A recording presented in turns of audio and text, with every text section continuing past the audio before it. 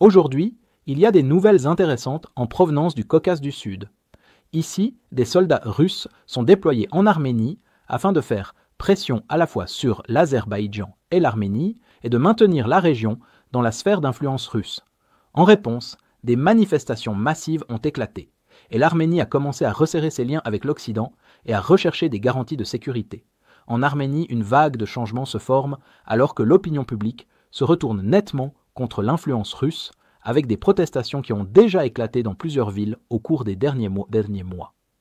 De nouvelles manifestations sont prévues pour la fête de l'indépendance de l'Arménie le 23 août, visant à la fois la base militaire russe de Gyumri et l'adhésion à l'OTSC, le bloc de sécurité russe calqué sur l'OTAN.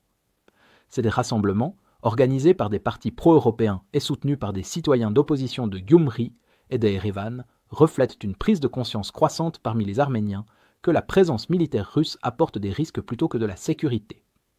Même avec les griefs historiques envers l'Azerbaïdjan, beaucoup considèrent désormais les déploiements de Moscou, qui constituent une menace pour l'Azerbaïdjan lui-même, comme un moyen d'ancrer le pouvoir russe plutôt que de défendre les intérêts arméniens.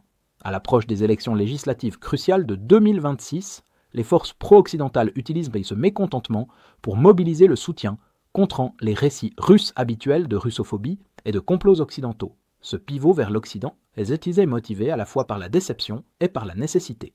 L'inaction de la Russie lors de la dernière offensive de l'Azerbaïdjan, la Russie étant trop occupée par la guerre en Ukraine pour intervenir, a brisé l'illusion de Moscou en tant qu'allié fiable. Un sondage récent montre que la moitié des Arméniens sont prêts à rejoindre l'Union européenne, la sécurité accrue étant perçue comme le principal avantage.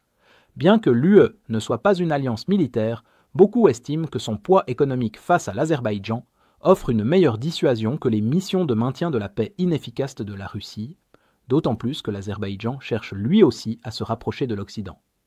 La croissance économique arrive en deuxième position parmi les attentes du public, l'adhésion à l'UE nécessitant un retrait de l'Union économique eurasiatique.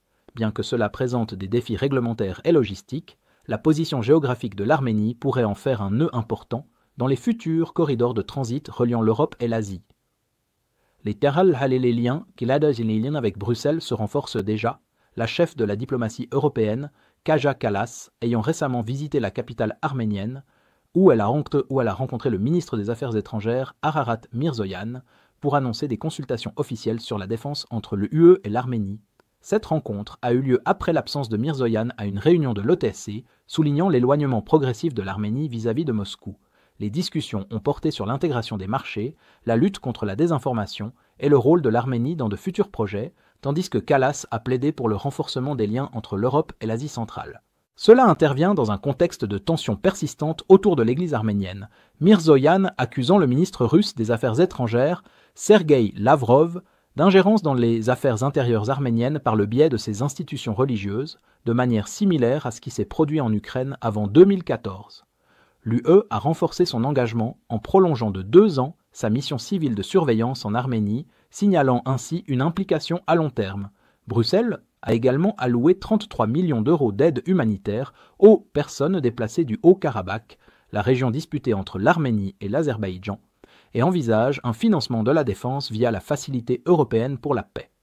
Bien que l'Arménie n'ait pas officiellement déposé de candidature à l'UE, des initiatives législatives récentes et l'ouverture d'un dialogue sur la libéralisation des visas indiquent une telle orientation. Parallèlement à la voie européenne, la coopération militaire avec les États-Unis s'intensifie, l'Arménie accueillant ce mois-ci les exercices Eagle Partner 2025 avec les forces américaines et la Garde nationale du Kansas, axés sur les missions de maintien de la paix et d'évacuation. Désormais, dans leur 2e année, ces manœuvres sont devenues un rendez-vous annuel, ancrant la coopération militaire américano-arménienne comme un élément permanent. Bien que de petite envergure, le symbole est fort. L'Arménie accueille ouvertement une présence militaire occidentale comme alternative aux garanties de sécurité russes qui lui ont constamment fait défaut.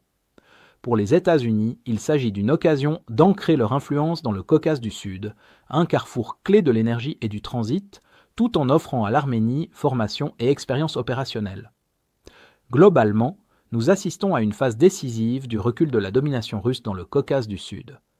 Même la rivalité avec son voisin l'Azerbaïdjan ne prime pas sur ce processus décisionnel, l'Arménie reconnaissant qu'elle ne peut plus compter sur la Russie tant que celle-ci est entièrement absorbée par la guerre en Ukraine.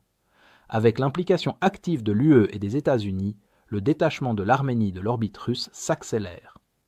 Dans une région où la Russie dictait autrefois les issues, Erevan se positionne désormais comme un partenaire démocratique réformateur pour l'Occident, cherchant à diversifier sa sécurité, à développer son économie et à affirmer sa souveraineté politique dans un paysage géopolitique en pleine mutation.